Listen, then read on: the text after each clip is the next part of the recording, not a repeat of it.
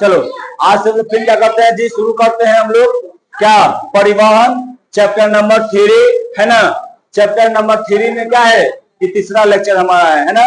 तो तीसरा में हम लोग क्या पढ़ेंगे जी, आगे में है जो भी परिवहन में जो भी आगे में है हम उसको क्या करेंगे आज कवर करेंगे है ना। और इससे पीछे हम लोग क्या पढ़ चुके हैं बताओ, इसके पीछे हम लोग पढ़ चुके हैं जाइलम के बारे में, फ्लोएम के बारे में है ना, यानी संवहन बंडल के बारे में हम लोग पढ़ चुके हैं, समझा। संवहन बंडल के बारे में पढ़ चुके हैं हम लोग, समझा ना।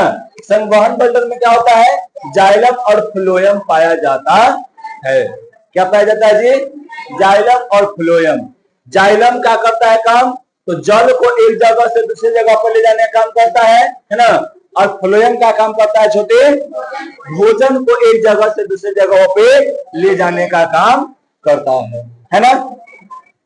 हम ये भी बतलाए थे कि जाइलम का प्रकार जो होता है वो 4 गो होता है और फ्लोएम का भी 4 गो होता है।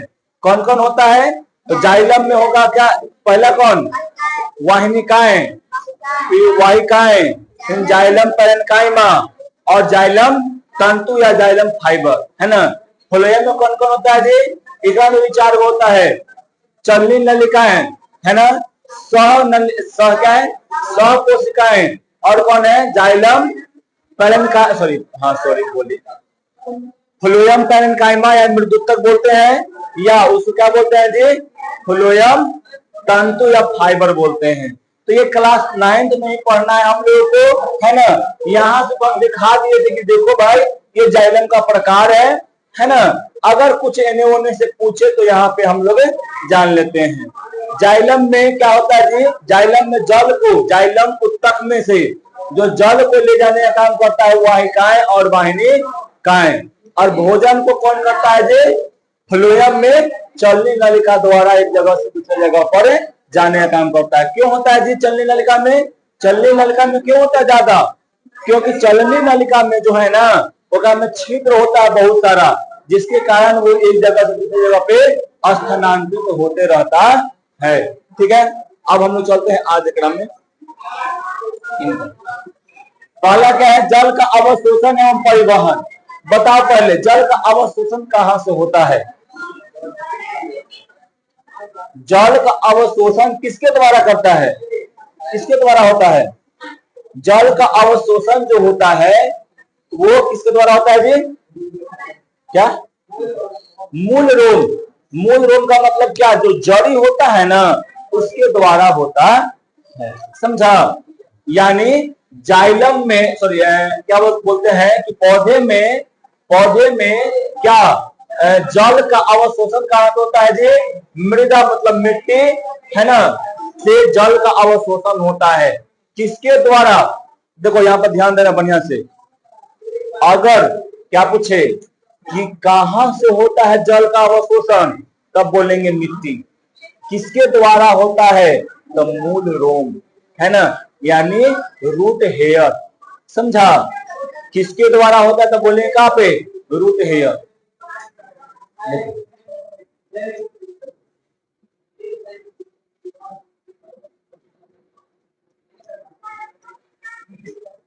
ये क्या है, यहाँ पे मूल रोम है। क्या है जी, मूल रोम। ये क्या है जी छोटो, मूल रोम, समझा।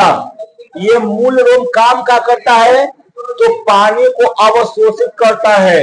अब पानी के साथ क्या करता है, जल को भी पानी के साथ यानी जल के साथ खनिज लवण को भी अवशोषित करता है,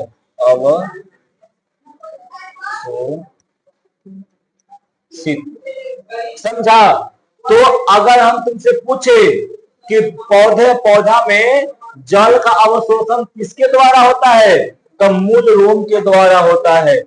कहां से होता है, तो यहाँ पर मिट्टी बहुत सारा होगा तो मिट्टी से होता है। मिट्टी का दूसरा नाम मृदा। क्या होता है जी, मृदा। अब ये मत कहना कि मृदा का मतलब क्या होता है ना, समझी। मूल रोम का मतलब क्या होता है, तो अब हम क्या बताएं कि मिट्टी, देखो मिट्टी से जल का अवशोषण होता है, कहाँ जाता है जी, मूल रोम के द्वारा फिर ओकरा में पौधे में एंटर कर जाता है। ठीक है, कोशिका में कोशिका रस का परासरण दाब भूमि जल के दाब से अधिक होने से जल का विसरण मूल रोम की कोशिकाओं में हो जाता है। हम बताए थे सांद्रण जानता है, सांद्रण सांद्रण जानता है?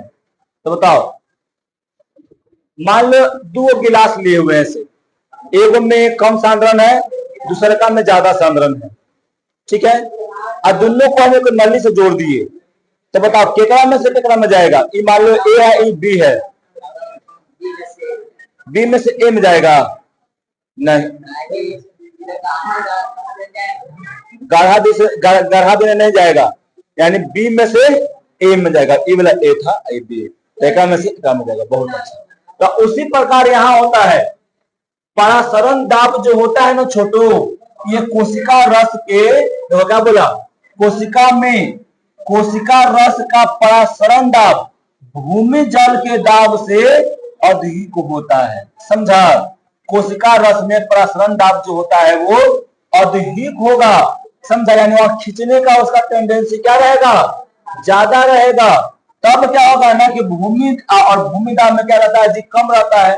तब क्या करता है, ये आराम से एकरा में विसरण के प्रक्रिया द्वारा मूल रोम से क्या हो जाता है जी? पानी का अवशोषण कर लेता है और करके आगे में अपना बढ़ जाता है। और जैसे ही आगे में बढ़ेगा तो फिर वहां पे क्या रहता है जी? आगे जाइलम और फ्लोएम रहता है, और जाइलम और फ्लोएम लेके क्या करता है? वो पत्तियों तक पहुंचाने का काम करता है। समझ में आया? इतना बताओ, समझ में आया? बोलो। अब देखो,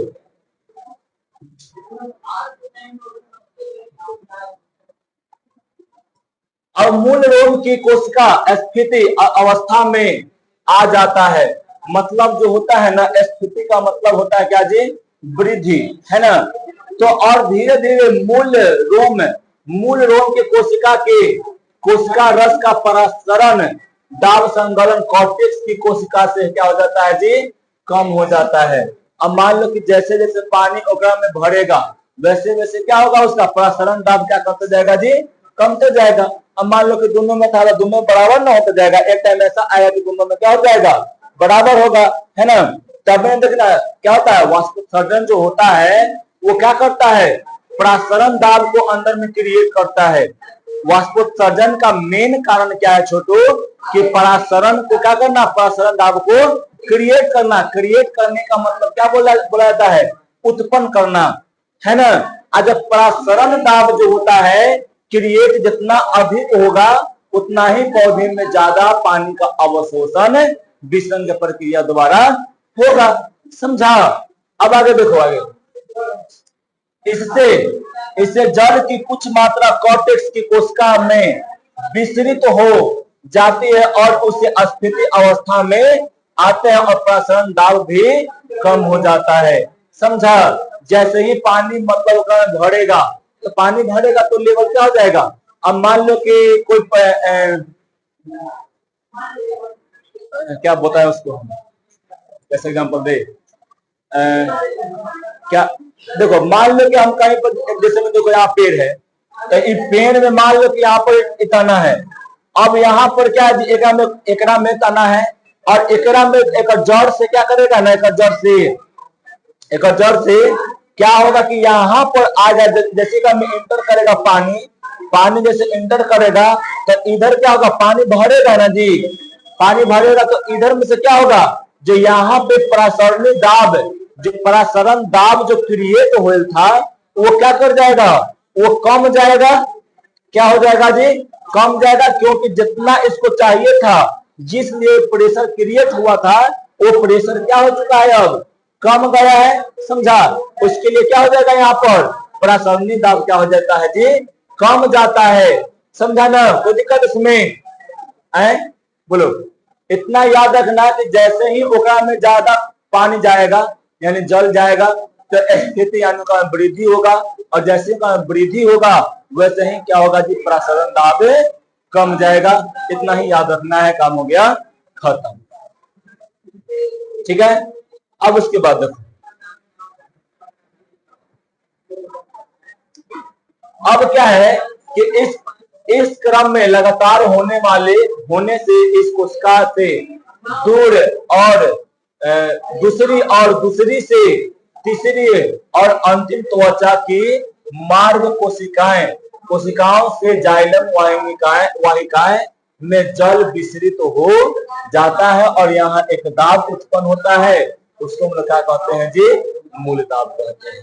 अब जैसे मैं देखूं यहाँ पर ये जड़ था ना अभी, तो यहाँ पर विश्रम क्रिया के द्वारा एक में गया।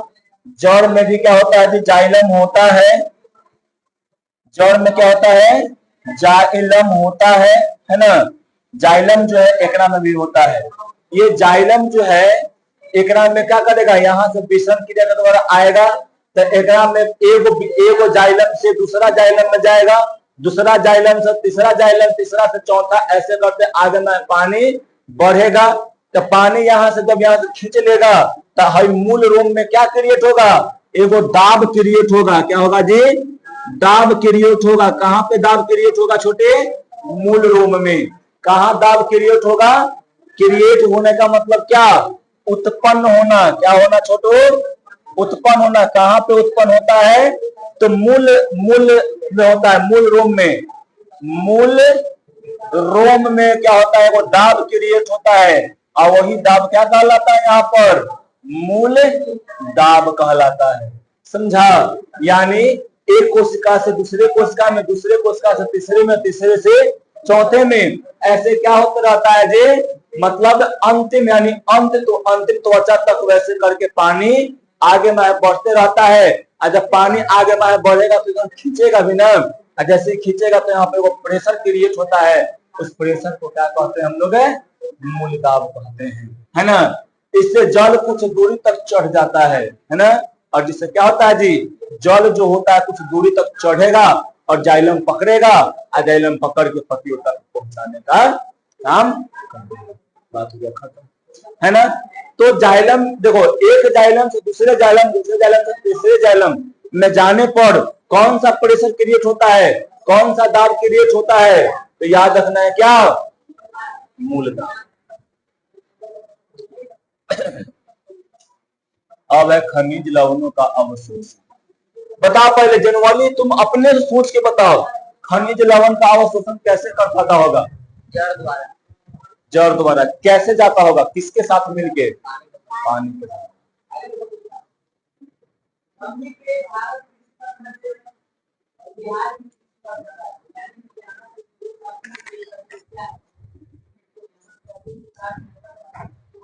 दुश्मन न करे दोस्त ने जो काम किया है, उम्र भर का दर्द इनाम दिया है। देखो उसके बाद, तो खनिज लवणों का अवशोषण, ये तो हम दिन वाले जानते हैं, इनको बताने का जरूरत है नहीं पड़ेगा किसी को कि खनिज लवण का अवशोषण जो होता है वो पानी के साथ साथ होता है। जब पानी के साथ साथ होगा तो किसके द्वारा होगा, कहां से होगा, मिट्टी में से मूल रोम के द्वारा होगा, है ना। मिट्टी में से ना आएगा जी, कि तो घर से आएगा नहीं ना, कि ब्यूटी जी ही से आएगा नहीं ना, आएगा कहां से आएगा, तो मिट्टी में से आएगा। मिट्टी में से कहां जाएगा जी, जल के द्वारा कहां जाएगा, जल में घुला हुआ रहता है। जो खनिज लवण होता है वो जल में घुला हुआ रहता है और जल के द्वारा कहां चल जाता है जी, कहां, पत्तियों तक पहुंच जाता है ना। हाँ जी, जो सरफेस पर रहता है ना, जितना तक जड़ रहता है उतना तक जो पानी है ना, जो पानी है, नमी है, उसका में क्या रहता है, खनिज लवण घुला हुआ रहता है। और उस खनिज लवण में क्या करता है, ये खनिज लवण जो है जल में घुला रहेगा। और ये जल कहाँ रहेगा, मिट्टी में रहेगा। और मिट्टी में क्या मिल रहता है, मूल रोम। अब मूल रोम के द्वारा क्या होगा, खिंचाएगा, मूल रोम के द्वारा खिंचाएगा। और ये मूल रोम के द्वारा खिंचाकर कहां पहुंचेगा, थोड़ा ऊपरे जाएगा और वहां से जाइलम क्या करेगा, लेगा और कहां तक पहुंचा देगा, पत्तियों तक पहुंचा देगा। अब पत्ती में फिर क्या होगा, वहां पे उसके द्वारा प्रकाश संश्लेषण होता है और प्रकाश संश्लेषण के भोजन का यानी ग्लूकोज का निर्माण होता है ना। देखो बोला कि हम जानते हैं कि मिट्टी से जल में अनेक लवण जैसे में नाइट्रोजन, फास्फोरस इत्यादि घुले रहते हैं। याद रखना, जिस खेत में नाइट्रोजन रहेगा, जिस खेत में नाइट्रोजन रहता है, उस खेत में क्या होता है, ज्यादा वृद्धि होता है, पौधे का ज्यादा वृद्धि होगा। हाँ, जल में कुछ नहीं रहता उसके, वहां पे मीथेन गैस का मतलब क्या होता है, निर्माण होता है। वहां पर मीथेन गैस का ज्यादा निर्माण होगा ना, जितना ज्यादा निर्माण होगा वो उतना ही ज्यादा क्या करेगा, धान का पौधा वृद्धि करता है। समझा? अब कुछ, हाँ, दलहन की खेती में रहता है। हम समझ रहे थे क्या पूछ रहा था, लेकिन तुम धान वाला ही बता दिए। दलहन की खेती में जो होता है ना, उसके जड़ी में, इसके जड़ी में देखो, मान लो जड़ी उसका है, इसके जड़ी में क्या रहता है, नोट्स रहता है। क्या रहता है जी? नोट्स रहता है। समझा? ये नोट्स रहता है ऐसा ऐसा, आई नोट्सों में क्या रहता है, राइजोबियम रहता है बैक्टीरिया, राइजोबियम। क्या रहता है जी? राइजोबियम। राइजोबियम कैसा पोषण करता है, तो सहजीवी पोषण करता है। कैसा करता है जी? सहजीवी। समझा ना? सहजीवी का मतलब क्या क्या होता है कि तोरो फायदा हमरो फायदा। समझा? सहजीवी का मतलब था तोरो फायदा। देखो ये क्या करता है ना राइजोबियम में, कि ये वायुमंडल से नाइट्रोजन को खींच क्या करता है, एक में स्टोर करता है। समझा? एक में स्टोर करेगा, जितने नाइट्रोजन पौधा को मिलेगा वो क्या करता है उतना ही मतलब वो डेवलप करता है। तो पौधा को भी फायदा हो रहा है और इस पौधा से क्या कर रहा है, भोजन भी अपना ग्रहण कर रहा है। तो इसको भी फायदा हुआ और इसको भी फायदा हुआ, पौधा को भी, यानी हमरो फायदा और तोहरो फायदा। तो हम दोनों क्या हो गए, यानी तुम हमारे घर में रहेगा, हमारे घर में तुम रहेगा, हमारे घर में रह तुम कमा कर दे रहा है, हम तुमको उसके बदले में खिला रहे हैं। तो समझो क्या हो गया तुम्हारा, तुम सहजीवी हो गया, है ना। समझ में आया क्या? हाँ, मट्टियों को फायदा हो रहा है। समझा? तो सबको फायदा वहां पे हो रहा है ना। तो इसको क्या बोलते हैं, सहजीवी बोलते हैं राइजोबियम को।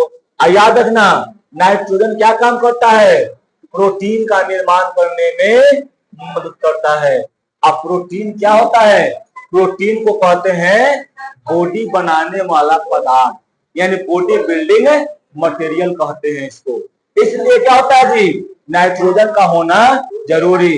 जिस खेत में नाइट्रोजन ज्यादा रहेगा उस खेत में फसल क्या रहेगा जी, ज्यादा अच्छा रहता है, ज्यादा लहलहाता हुआ भोजन, भोजन का पौधा होता है वहां पे, और ज्यादा जितना लहलहाता हुआ क्या रहेगा, पौधा रहेगा, उतना ही ओकरा में अच्छा क्या होगा, फसल होगा, जो ओकरा में फल जो लगता है वो जो उतना ही अच्छा लगेगा। समझा ना? तो याद रखना कि जल के द्वारा ही क्या जाता है जी, बहुत सा जो खनिज लवण रहता है उसी के साथ मिलके चला जाता है। जल में खनिज लवण घुला हुआ रहता है। ठीक है, देखो पराशरण द्वारा मूल रोम केवल जल का अवशोषण करते हैं, परंतु खनिज लवणों का अवशोषण आयन के रूप में होता है। याद रखना, यह जो होता है ना, तुमको इतना ही याद रखना है कि खनिज लवणों का अवशोषण कौन से रूप में होता है, तो आयन के रूप में। जैसे मैं मान लो कि यहाँ पर करेगा क्या, आयरन का करेगा तो ये प्लस में आयन के रूप में ऐसे। समझा? तो ऐसे करके नाइट्रोजन हो, फास्फोरस हो, सभी का आयन के रूप में क्या करता है वो, मतलब अपने रूप में खींचता है। समझा? किसके रूप में करता है जी, आयन के रूप में वो खींचता है, और आयन के रूप में खींचकर क्या करता है वो पतियों तक पहुंचाने का काम करता है और भोजन के निर्माण में करता है। तो इतना तुमको बस क्या रखने का पॉइंट याद तुमको, सेफ और सेफ क्या होता है जी, खनिज लवणों का किसके द्वारा होता है, आयन के रूप में होता है, वहां पे अवशोषण होता है। समझ में आया? बोलो, कोई दिक्कत इसमें? चलो अब आगे देखते हैं। अब क्या है ना कि पौधे क्या है जी, पौधे आवश्यकता के अनुसार आयनों का अवशोषण मूल रोम की कोशिका झिल्ली की बाहरी सतह के पर स्थित खास वाहक के वाहक पदार्थ से जुड़कर करते हैं। समझा? यानी अब देखो, मान लो कि हमरा खाए के रहेगा 10 पूरी, तो उतना ही ना खाएंगे है? जितना हम खाए के रहेंगे हम उसी से ना जितना रहेगा बगल वाला जो रहेगा, जो चलावे का रहेगा, उतना ही ना मांगेंगे, है कि ना? अगर हमको खाए के मन रहेगा 15 पूरी, तो 15 पूरी मांगेंगे। समझा? अगर मेरा खाए के मन है 2 पूरी, 2 पूरी खाएंगे मांग के, है ना? तो क्या करता है, देखो यहाँ पौधे आवश्यकता के अनुसार आयनों का अवशोषण मूल रोमों की कोशिका झिल्ली, यानी आवश्यकता के अनुसार जितना एक आवश्यकता रहेगा, जितना मान लो तेरा खाए का कैपेसिटी है 10 रोटी, तो 10 रोटी ना खाएगा, ज्यादा नहीं ना। तुम्हारा आवश्यकता कितना है? सिर्फ 10 रोटी का है, तो तुम अपने मम्मी से क्या मांगेगी? 10 रोटी ही मांगेगी, है ना? समझी? तुम अपने मम्मी से कितना मांगेगी? 10 रोटी ही मांगेगी, है ना? समझी? तो 10 रोटी मांगेगी। तो उसी प्रकार क्या होता है, जितना पौधे को आवश्यकता रहता है उतना ही आयन का होता है अवशोषण, बाकी का नहीं होता है। ज्यादा हो जाएगा तो वो अलग स्टोर रहेगा या खत्म नष्ट हो जाएगा। समझा? समझा जी? तो अब क्या होता है, उसको मतलब खास वाहक पदार्थों से जुड़कर में करते हैं। समझा ना? बस इतना याद रखना है कि जितना की आवश्यकता रहता ही उतने के लेंगे, और नहीं रहेगा उसका आवश्यकता तो उतना को हम फिर नहीं लेते हैं। समझा? बोला अब बाराती मान लो कि सोचे के बाराती आयल है ना? अब ओकरा में 1000 आदमी खिलाने का एस्टिमेट है, तो 2000 खाना बनवाएंगे, जितना आवश्यकता है उतना ही का खाना बनवाएंगे, है ना? भले भोजवा में बिना बुलाइले टपक जाए। समझा? तो बिना बुलाइले टपकने वाले को कोई कार्य नहीं है। जैसे मैं राधिका कल दुश्मनी हो जाए, मान ले राधिका के कोई ब्याह में नहीं बुलाएगी, तैयो टपक जाते, तो दो चारों के भोजन बढ़ा के बनावा जाता है ना? तो विचारों की बात नहीं होता है, एस्टिमेट करना का उसका है 1000 का है, तो आवश्यकता कितना का बना भोजन खिलाने का है उसको 1000 का है, 2000 तो नहीं ना करेगा। उसी प्रकार एक में समझा जी, बिन बुलाए नहीं जाना है, ठीक है? अब देखो, इस अवशोषण की क्रिया में मृदा यानी मिट्टी एवं जड़ के बीच आयन सांद्रण में अंतर हो जाता है। समझा?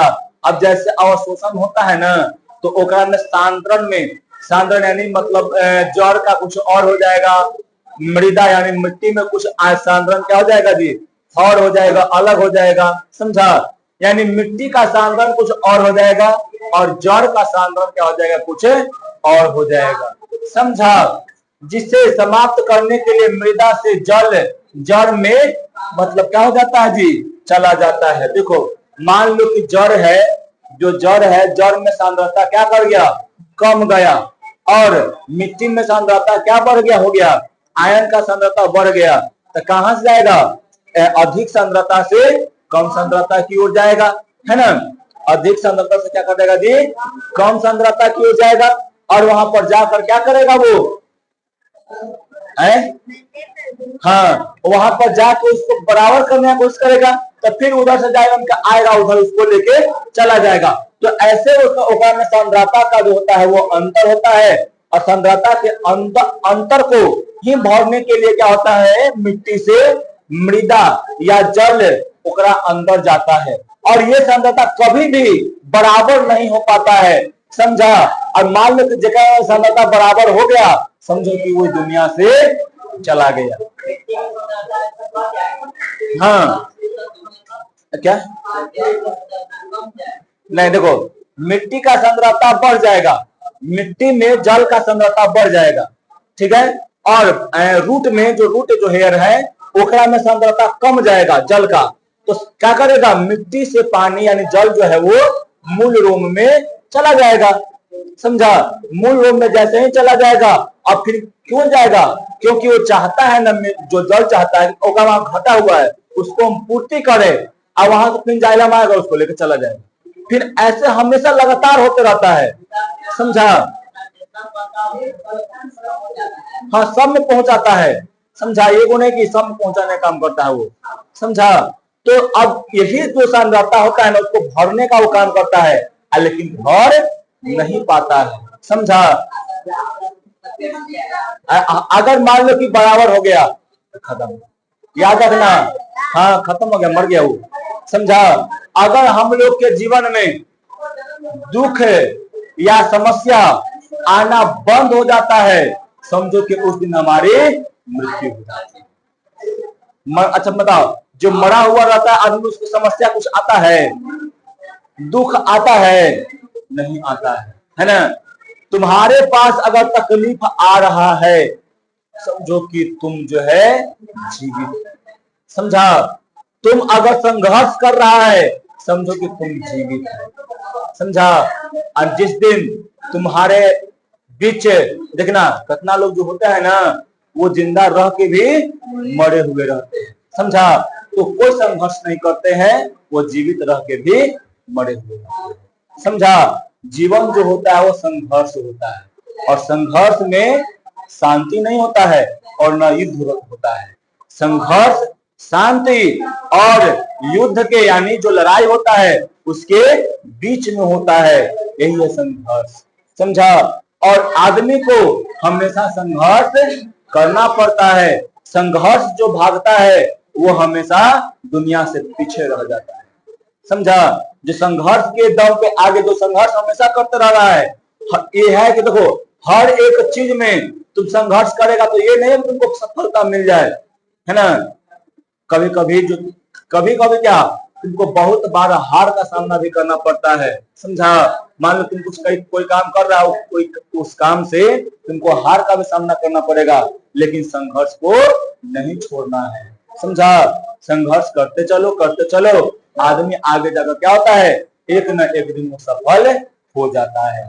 कहा जाता है कि कोशिश करने वालों की हार नहीं होती है, समझा, लेकिन बेइज्जती बार बार होती है, समझा, है ना।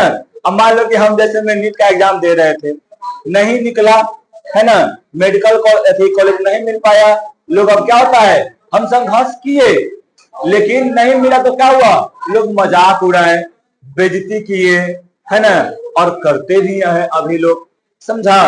तो क्या होगा, बेइज्जती होगा, और एक दिन ऐसा होगा कि वो बेइज्जती करने वाले जो लोग होते हैं तुम्हारे आसपास में, वो तुम्हारा फिर बड़ाई करेंगे। कब? जब तुम उसमें सफल हो जाओगे तब, समझा। तो संघर्ष छोड़ना नहीं है। अगर तुम संघर्ष छोड़ के बैठ जाओगे ना, तो जितना मजाक उड़ा रहा था लोग, वो से दुगना लोग मजाक तुम्हारा उड़ाना शुरू कर देगा, समझा। जिस लाइन में लग गए उस लाइन को उखाड़ देना है, समझा। और देखना, एकाग्रता और परिश्रम एक ऐसा चीज है कि जो बड़े बड़े क्या बोलते हैं, बड़े बड़े दरवाजों को तोड़ने में सक्षम होता है, समझा। क्या सक्षम बोले हैं, समझा, बहुत बार बोल रहे हैं, समझा। हाँ तो यहाँ तो वर्ड होता है समझा वाला, ठीक है। देखो उसके बाद, पौधे में जल, खनिज, लवण और खाद्य पदार्थों के बहुत ऊंचाई तक चलन को ही क्या कहते हैं जी, स्थानांतरण कहते हैं। याद रखना, पौधे में क्या होता है जी, जल, खनिज, लवण, वो नीचे से बहुत ऊपर तक जाता है। बहुत पौधा जो रहता है वो 100 फीट 200 फीट तक ऊपर रहता है ना, 50 फीट तक रहता है ऊपर। तो वहां तक पहुंचाने में जो काम रहता है ना, वही क्या कहलाता है जी, स्थानांतरण। स्थानांतरण का मतलब क्या, ट्रांसफर करना, यहाँ से वहां, वहां से वहां, ये क्या है, स्थानांतरण। नहीं, वो काम और बहुत सारा होता है।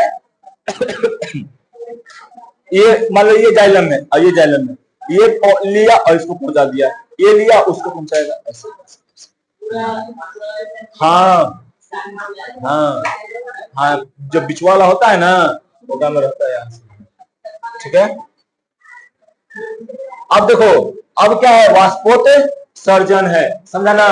वाष्पोत्सर्जन में देखो क्या है, पौधे के वायवीय भागों से जल का रंध्रों द्वारा वाष्प के रूप में निष्कासन की क्रिया को क्या कहते हैं जी, वाष्पोत्सर्जन कहते हैं। यानी पौधे में क्या, पौधे में वायवीय भागों जहां से ऑक्सीजन बाहर आता है और कार्बन डाइऑक्साइड अंदर जाता है, सही बोल रहे हैं, स्टोमाटा जी, स्टोमाटा।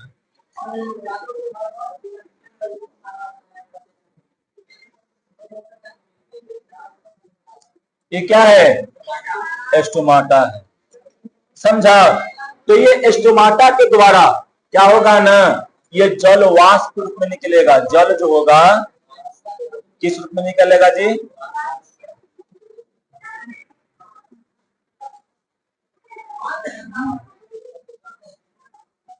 आ गया।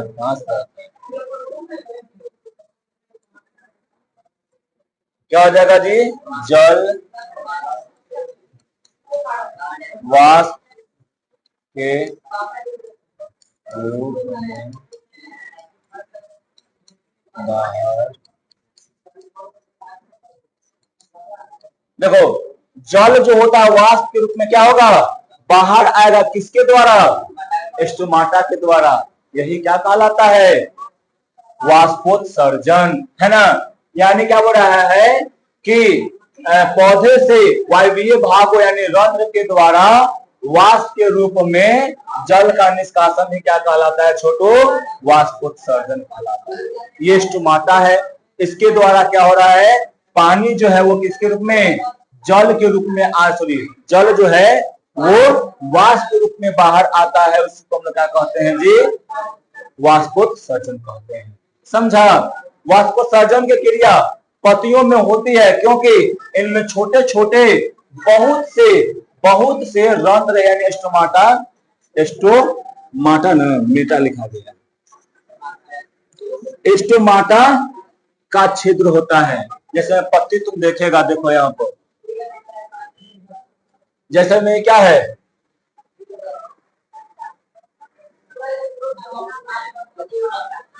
कुछ के मान लो, है ना।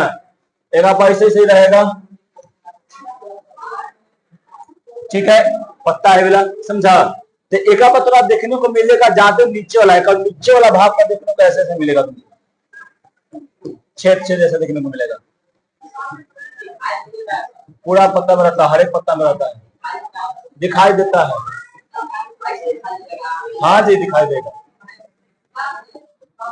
आंख खुली आंखों से दिखाई देगा आराम से, ऐसे रहता है। समझा? और ये क्या है सब्जी? सब रंध्र का छिद्र है। क्या है जी? रंध्र का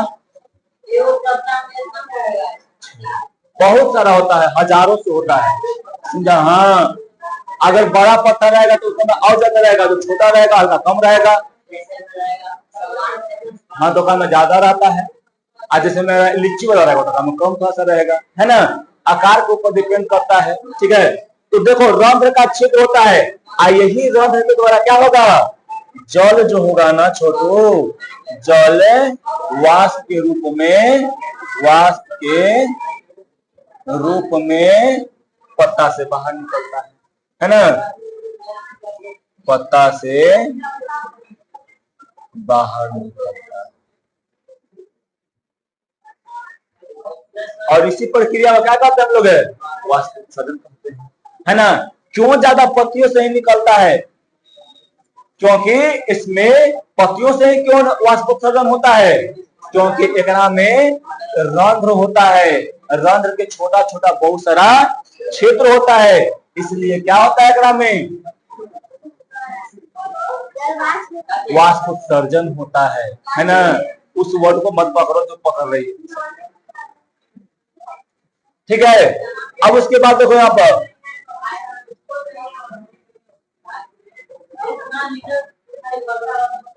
हाँ, तो तुम सुनो तो पहले बढ़िया से देखो तो सही। देखो, वाष्पोत्सर्जन वाष्पोत्सर्जन एक शारीरिक क्रिया है एवं अलग अलग पौधों में इस क्रिया से निष्कासित जल की मात्रा अलग अलग यानी भिन्न भिन्न होती है ना। तो कारण भिन्नता होता है। देखो यहाँ पे क्या बोल रहा है? वाष्पोत्सर्जन क्रिया जो है ये क्या है जी? वाष्पोत्सर्जन क्रिया क्या है? एक शारीरिक क्रिया है, यानी शरीर में होने वाला क्या है जी? एक प्रक्रिया है। यानी जो शरीर से क्या निकलता है, जैसे हम लोग में क्या निकल रहा है? पसीना निकल रहा है ना। समझो कि क्या हो रहा है? वाष्पोत्सर्जन हो रहा है। समझा? स्टोमाटा है, समझो कि जस्ट लाइक क्या? स्टोमाटा। क्या बोलेंगे इसको? जस्ट लाइक स्टोमाटा, छिद्र है ना। तो एकरा में क्या होगा? देखो नहीं तुमको दिख रहा है इतना सब छिद्र नहीं दिख रहा है? सब है, क्या है? मेरे पूरा दिख रहा है ना, है ना। हाँ, तो ये क्या है? तो ये लगभग मान लो कि क्या है, जस्ट लाइक स्टोमाटा मान लो इसको, है ना।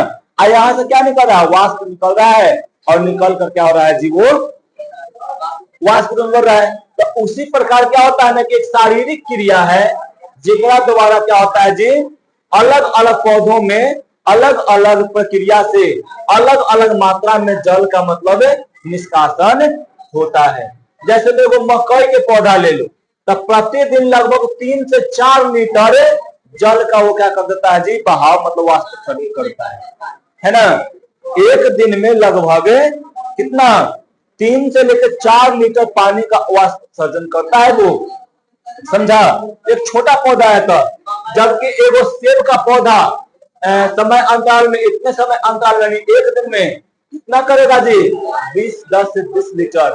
यानी जो बड़ा बड़ा पौधा रहेगा ना वो ज्यादा मतलब करता है वाष्पोत्सर्जन पानी का, यानी वो ज्यादा निकालता है, वाष्प रूपों से निकलता है, क्योंकि उसका शाखा बहुत बड़ा रहता है ना जी।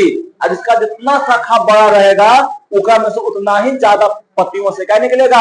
पानी निकलेगा, और उतना ही ज्यादा पानी निकलेगा। तो अब देखो, अब एगो में कहा एगो पत्ता, तो एगो से निकल रहा है, और एगो में 10 गो पत्ता, तो 10 से निकल रहा है ना। एगो से निकल रहा है 100 ग्राम, और 10 से कितना निकल जाएगा? 1 किलो, यानी 1 लीटर निकल जाएगा वहां से, है ना। तो ऐसे हो रहा है, जिका में जो ज्यादा बड़ा रहेगा पौधा वो ज्यादा से क्या निकलेगा जी? वाष्पोत्सर्जन होगा, है ना। समझ में आया? जो जगह में ज्यादा जो बड़ा पौधा रहेगा उसको कम से क्या होगा? ज्यादा वाष्पोत्सर्जन होगा। तो अलग अलग पौधों में अलग अलग मतलब मात्रा में पानी यानी वाष्पोत्सर्जन क्रिया के द्वारा पानी बाहर निकलता है। ठीक है, देखो एक पत्ती अधिक से अधिक अपने भार के बराबर जल को मतलब जल को वाष्पोत्सर्जन के द्वारा 1 घंटे से कम समय में निकाल देता है। यानी एगो पत्ता जो होता है, एगो पत्ता का जितना भार होता है ना, उतना जल वो 1 घंटा से कम मात्रा में, यानी 1 घंटा यानी 50 मिनट से लेकर 45 मिनट या 1 घंटा यानी लगभग 45 मिनट से 1 घंटा के बीच में वो अपने भार के बराबर पानी को अपना से वाष्पोत्सर्जित कर देता है। समझ में आया? बोलो। औसतन एक पेड़ अपने जीवन काल में अपने भार के करीब 100 गुना यानी 100 गुना जल वाष्पोत्सर्जित करता है, यानी 100 गुना ज्यादा, समझा। यानी जितना एगो पेड़ का वजन होगा ओकरा से 100 गुना ज्यादा क्या करेगा? पानी का वाष्पोत्सर्जन करेगा वो, समझा। अपने पूरे जीवन काल में कितना जी? पूरे जीवन काल में, समझा ना। कोई दिक्कत इसमें? अब देखो वाष्पोत्सर्जन क्रिया विधि। एक सेकेंड,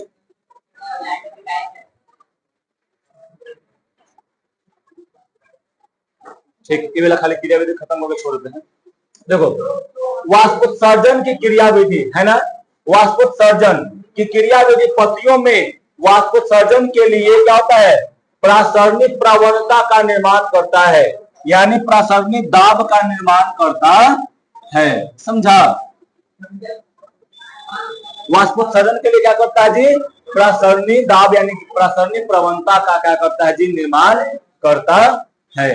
पत्तियों के रंध्रों के आसपास स्थित कोशिकाओं में सबसे ज्यादा एवं जाइलम ऊतक से सटी कोशिकाओं में सबसे कम प्रसरणी दाब होता है। परिणाम स्वरूप रंध्रों से पत्ती के जाइलम तक जल स्तंभ का निर्माण होता है। देखो यानी क्या बोल रहा है ना, क्या बोल रहा है कि पत्तियों के आसपास में जो कोशिका रहता है वो सबसे ज्यादा एवं जाइलम ऊतक से सटी कोशिकाओं में सबसे कम, यानी देखो जो जहां पे रंध्र रहेगा ना, रंध्र वहां पे ज्यादा मतलब क्या होगा जी?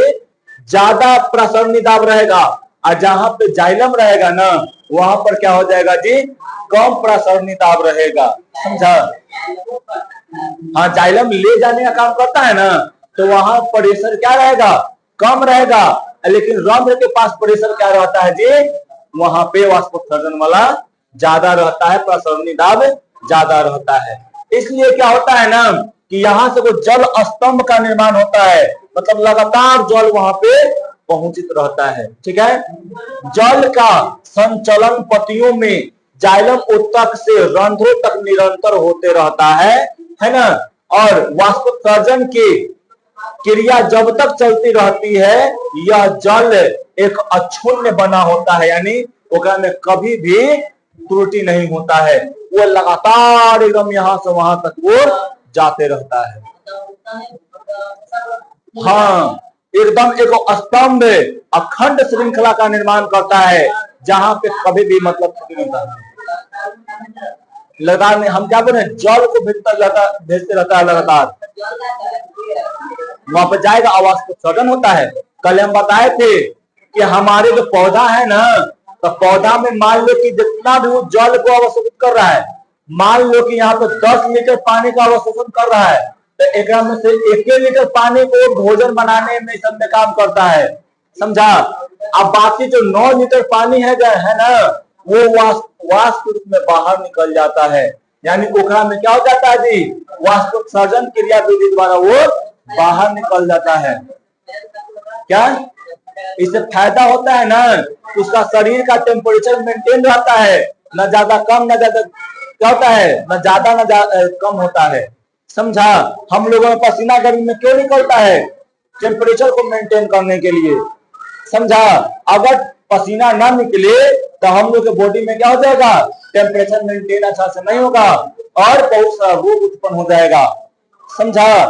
तो क्या होता है, पहला तो इसमें क्या हो रहा है कि जो भी कचरा पदार्थ है उसको निकाल दे रहा है, और दूसरा में क्या हो रहा है कि शरीर के तापमान को मेंटेन करके रखता है। देखता है जब पसीना पूरा भर जाता है और क्या होता है जी, हवा लगता है, क्या करता है, ठंडा जैसा महसूस होता है ना।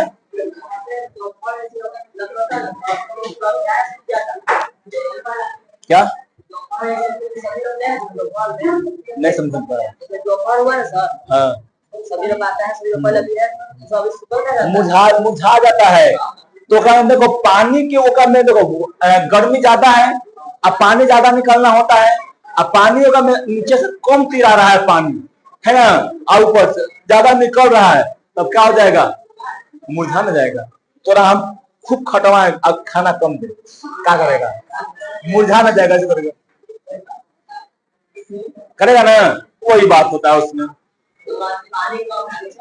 हाँ, चलो लास्ट है पौधे में वाष्पोत्सर्जन यहाँ पे खत्म है। ठीक है, पौधे के मूल रोम से चोटी तक, पौधे के मूल रोम से चोटी तक जल की धारा वाष्पोत्सर्जन के द्वारा, वो नहीं है, देखो पौधे के मूल से चोटी तक लगातार जल की धारा वाष्पोत्सर्जन के द्वारा ही प्रवाहित होती है ना।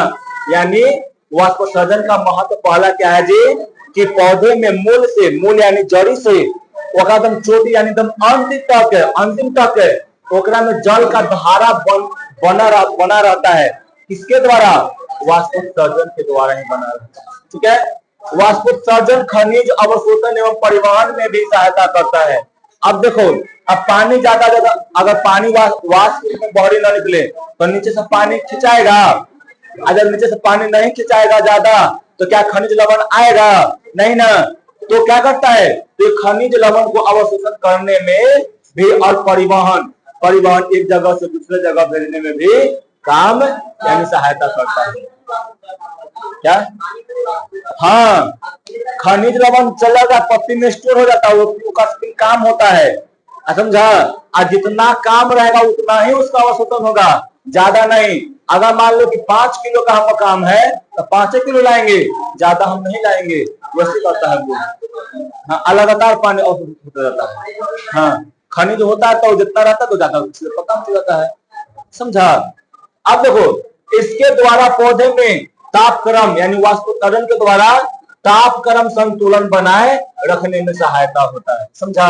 यानी ताप को मेंटेन रखने में सहायता। समझा? तो आज तुम्हारा क्या हुआ? वाष्पोत्सर्जन खत्म हुआ। ठीक है, अब पौधों में थोड़ा सा परिवहन है, अब फिर क्या हो जाएगा जी? जंतुओं में चलेंगे हम लोग। तो कल पौधों में परिवहन पे चलेंगे, यानी यहाँ पे, है ना। और इसके बाद जो है हम लोग क्या कर लेंगे?